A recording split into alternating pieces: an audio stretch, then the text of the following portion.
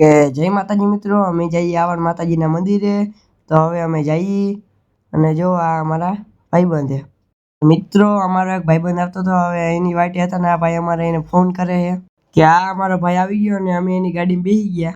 એ મિત્રો અમે આગળ ગયા તો રસ્તામાં પાણી આવી ગયું હતું, તો અમે વિચાર કરી કે ગાડી કેવી રીતે ટપાડવી. હવે કે આ આવડ માતાજીના મંદિરે જવાનું બોર્ડ છે કે હવે અમે ગાડી લઈને મંદિર કોરા પાહા નીકળી ગયા.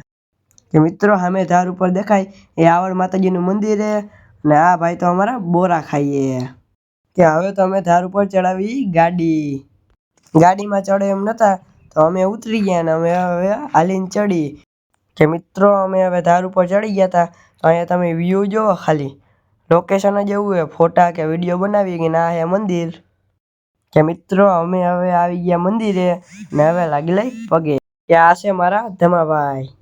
કે મિત્રો આ છે મારા ભાઈબંધ અને વ્યૂ સારો હોય, તમારે વિડીયા કે ફોટા પાડવા હોય તો લોકેશન સારું હોય અને જેમ બને એમ અહીંયા માણસ આવો, કેમ કે અહીંયા દિવસમાં એટલું બધું માણસ નથી હોતું. અહીંયા અમે તો દર બુધવારે આવી છીએ અને આ લોકેશન તમે ખાલી જોવો કેવું છે. કે મિત્રો હવે અમે જઈએ ઘરે.